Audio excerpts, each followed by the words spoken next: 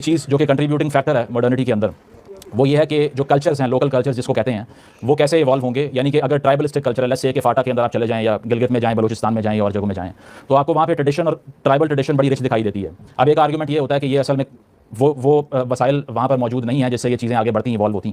लेकिन मसला हमारा यही रहा है कि हम ये नहीं देखते कि वो आज तक ट्राइबल कल्चर्स के अंदर क्यों क्लोजली नेटेड सोसाइटीज़ हैं, इसलिए कि हमने उनको उनके हाल पे भी नहीं छोड़ने दिया। जब आप अटैक करते हैं किसी एंटिटी को तो वो क्या करती है, डिफेंसिव हो जाती है। Because of its defence mechanism वो मजीद अपनी रूट्स के करीब चली जाती है, बजाय इसके कि वो आगे बढ़ती और इवॉल्व करती। तो एक आर्गूमेंट जो यहाँ पर होता है कि हमने पेरिफेरीज के इलाकों में इसलिए तरक्की देखी नहीं क्योंकि वो लोग तो तैयार ही नहीं है अपनी फरसूदा रवायात को छोड़ने के लिए, लेकिन हम यहाँ से जाकर जो उनके साथ करते रहे उसी की वजह से हमने ये देखा कि वो अपनी रूट्स के मजीद करीब गए और उन ट्रेडिशंस को छोड़ने के लिए तैयार नहीं, इसको दुनिया छोड़ चुकी है। हालांकि tribalism is not something to be proud of. Basically 21वीं सदी के अंदर जो कबायली रुझान है वो जदीद दुनिया के अंदर एग्जिस्ट नहीं करता। हमारे यहाँ पे इसीलिए है कि अगर आपने महफूज रहना है रियासत से भी और तमाम जो जुल्म का निज़ाम चलाने वाले लोग हैं उनसे, तो आपको ट्राइब के साथ आइडेंटिफाई करना पड़ेगा। अगर मैं एक कबीले का मेंबर हूँ और मुझे पता है कि अगर कोई मुझे उठाने आता है या मारने आता है, मेरा कबीला उसका बदला लेगा कम से कम, तो सोशल कॉन्ट्रैक्ट मिसिंग है, इसीलिए कबीला फोरफ्रंट पे आ जाता है। अगर अदालतें काम करती और अगर आप सबको इंसाफ मिल रहा होता, हमें इंसाफ मिल रहा होता, तो हमें किसी भी बड़े ग्रुप का, किसी हर्ड का हिस्सा बनने की ज़रूरत नहीं थी। वो इसलिए नहीं थी कि मैं अगर कोर्ट में जाकर पिटीशन करूंगा मुझे इंसाफ मिल जाएगा। मुझे ज़रूरत नहीं है कि मेरे कबीले का सरदार उठ के बयान दे तो फिर कोई एक्शन ले उस पर, या इंटर ट्राइबल वॉरफेयर शुरू हो तो उसके बाद मुझे इंसाफ मिलने की उम्मीद पैदा हो। तो इंडिविजुअल क्रिएट ना होना is the biggest road block in the way of modernity basically. So do you think the Pakistani state has created individuals in the 70 years history of the state? No, it hasn't. उसकी वजह यह है कि complete individual तब बनता है जब individual autonomy होती है, राइट्स का पता चलता है आपको कि मेरे क्या हैं। इसके अलावा जो बेसिक जो बिल्डिंग ब्लॉक है जिसको मॉडर्निटी कहते हैं उसका, वो इंडिविजुअल है यानी कि एक ऐसा शख्स जिसको अपने राइट्स का भी इल्म है, जो तालीम याफ्ता है, या उसको ये भी पता है कि मैं अगर एक रियासत के अंदर रहता हूँ तो मेरे हुकूक क्या है और मैंने किस तरह मांगने हैं और कैसे लेने हैं उनसे, और अपने बच्चों को तालीम कैसे देनी है। लेकिन यहाँ पर हम ये देखते हैं कि कंप्लीट इंडिविजुअल बनता इसीलिए नहीं है कि ओवरऑल एक ऐसी कैओटिक एक स्टेट जिसमें हम 70 साल से रह रहे हैं उसमें ट्रेजेक्टरी हमारी डिसाइडेड नहीं है। तो ये जो सारी मॉडर्नाइजेशन की मैं आपको बता रहा हूँ ट्रेजेक्टरी, इसमें टेक्नोलॉजी भी बहुत बड़ा रोल प्ले करती है। टेक्नोलॉजिकल एडवांसमेंट के बगैर आज कोई ऐसा मुल्क आप देख नहीं सकते जो कि आगे बढ़ के तरक्की कर रहा हो। उसकी वजह यह है कि साइंस की फील्ड जो है it can be easily translated into success. जो साइंस के मैदान में सक्सेस है आज वो आपकी सक्सेस है, वॉर के मैदान में नहीं है। बहुत सी ऐसी बड़ी बड़ी फौजें और बहुत से आर्सनल हथियारों से लैस लोग यहाँ पर मौजूद हैं जिनकी रियासतें बहुत बड़ी हैं और बड़ी गैरजन की नौयत की स्टेट्स बनाई हुई हैं, लेकिन क्या वो ममालिक अपने तमाम अफराद को रोटी भी देने के कायल हैं? इस वक्त नहीं है। उसकी वजह यह है कि वो दौर गुजर चुका है जिसमें आपको ये लगता था कि बड़ी बड़ी आर्मीज हम रख लेंगे तो उसके बाद से मुल्क हम आगे बढ़ सकता है और हम दूसरे ममालिक को एनेक्स करेंगे और उनके रॉ मटेरियल निकाल के अपने मुल्क में ले आएंगे। ये मर्केंटाइलिज्म जो ब्रिटिश दौर के अंदर चल रहा था, हमारी सोच अभी तक वहाँ फंसी हुई है। उसकी वजह यह है कि अगर आप अब भी ये सोचते हैं कि आपकी बॉर्डर की प्रोटेक्शन अगर हो तो उसके बाद आपको कोई नुकसान नहीं पहुँच सकता, तो IMF फिर क्या चीज़ है? आपकी जो इकोनॉमिक सॉवरेनिटी है क्या हमारे हाथ में है? गैस का बिल कितना आना है ये भी MD IMF ने डिसाइड करना है, ठीक है। इसके अलावा मुल्क के अंदर बिजली कितने की बेचनी है इसका रेट भी IMF ने डिसाइड करना है। इसके अलावा मुल्क के अंदर सेंट्रल बैंक ऑटोनमस होगा या वो पॉलिसी क्या बनाएगा, महंगाई की शरह कितनी होगी, ये भी MD IMF डिसाइड करेगा।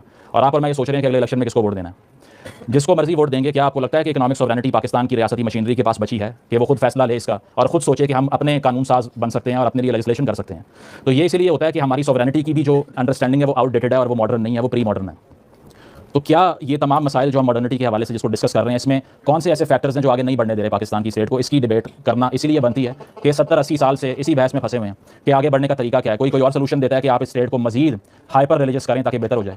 कोई आकर ये कहता है कि नहीं आप सेकुलराइज कर दें इसको फिर ठीक हो जाएगा। कोई कहता है कि डंडे के जोर पे कौन चलती है। तो एक अल्टीमेट कंसेंसस जो है वो दिखाई नहीं देता। और कंसेंसस इसलिए नहीं है कि सोशल कॉन्ट्रैक्ट, जिसको रिपीटेडली मैं भी रिपीट करता रहा हूँ कि सोशल कॉन्ट्रैक्ट का इशू हमारा 70 साल से इसीलिए रहा है कि हमने जिस मकसद के ऊपर रियासत ली थी वो मकसद अचीव कर भी लें आप तो फिर भी आगे बढ़ने का कोई आपको उम्मीद नहीं मिलती। 71 के अंदर आपने ये पहले डिसाइड किया ना कि रिलीजियस ग्राउंड के ऊपर अगर आप एक स्टेट हासिल करेंगे तो उसकी बाइंडिंग ग्लू जो है वो सिर्फ फेथ रहेगा। 71 में एक मेजॉरिटी यहाँ से निकल के अलग हो गई आपसे और वो आपका थीसिस जो है it fell on the ground basically. उसके बाद क्या आप ये कह सकते हैं कि हम इस आइडियोलॉजी के ऊपर अगर हमने स्टेट लिया जिसका मकसद ये था कि यहाँ आज़ादी से रह सके मुसलमान, तो फिर उसकी मेजॉरिटी क्यों चली गई यहाँ से?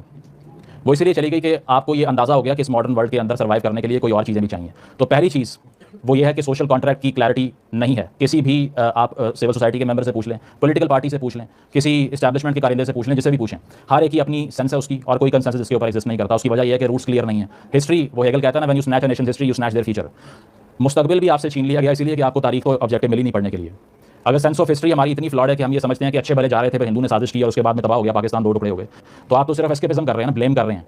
आप ये सोच रहे हैं कि किसी और ने अगर साजिश ना की होती तो आज हम चांद पे पहुंचते, वो ना पहुंचते, लेकिन पहुंच वो गए हैं। और हमने यहाँ सुपार को हाउसिंग स्कीम बनाई हुई है जो बेसिकली जिसने पहुंचाना था चांद पे, हमें वो प्लॉट काट के दे रहे हैं लोगों को। तो ये वजह है कि हम जो सेंस ऑफ हिस्ट्री जो है वो ऑब्जेक्टिव क्यों नहीं क्रिएट कर पाए, because anything which is insecure is always hideous. जो भी ये सोचता है कि मेरा झूठ पकड़ा ना जाए, वो हमेशा उसको छुपाने की कोशिश करने के लिए पर्दा भी डालता है, फोर्स का इस्तेमाल भी करता है। आप लोग सोचते होंगे कि शायद स्ट्रॉन्ग जो है वो कंट्रोलिंग होता है, लेकिन वीक आदमी कंट्रोलिंग होता है। जो स्ट्रॉन्ग है, जो मजबूत है, जो ताकतवर है, उसको पता है कि मैं जो बात कर रहा हूँ वो ठीक है, उसे कोई भी चैलेंज करेगा तो मुझे पता है मैंने जीतना है, because I am true, that's why. लेकिन जो कमजोर है, जिसे पता है मैं झूठ बोल रहा हूँ, वो कंट्रोल करने की कोशिश करेगा, बिकॉज इज इनसिक्योर। उसे पता है कि मैंने एक फैलेसी क्रिएट की है, एक डिलूजन क्रिएट किया है हिस्ट्री के नाम पे। वही आयशा जलाल वाली बात कि we have replaced ideology history को निकाल के वहाँ आइडियोलॉजी घुसा दिया हमने और कहा कि ये तारीख है बेसिकली आपकी। तो अगर आप वो ऑब्जेक्टिव हिस्ट्री के इल्स नहीं पढ़ेंगे तो अगला रोड मैप तो पैदा नहीं हो सकता ना।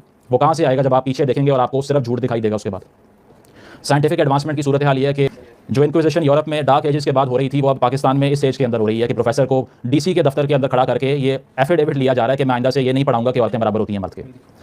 इसमें this a point of shame for a country like Pakistan, जिसमें 24 करोड़ लोग रहते हैं, जिसकी आधी आबादी खवातीन पर मुनहसर है, और वो पब्लिकली जाके एक रियासती दफ्तर के अंदर जो कि गवर्नमेंट की टेरिटरी है वहाँ खड़े होकर क्या कह रहे हैं कि हाँ मैं मानता हूँ कि खातून की कोई औकात नहीं है, और उसको कोई चैलेंज करने वाला नहीं है। किसी को ख्याल नहीं आया कि ये किस कदर आपने ह्यूमिलिएशन की एक चीज़ देखी है स्क्रीनों के ऊपर, पूरी दुनिया में गई है, लोगों ने डिबेट की है इसके ऊपर। डार्विन को कबर में तकलीफ हो रही होगी एफिडेविट देखे कि क्या किया इन्होंने, मैं तो गलत साबित हो गया, मुझे तो पता ही नहीं था।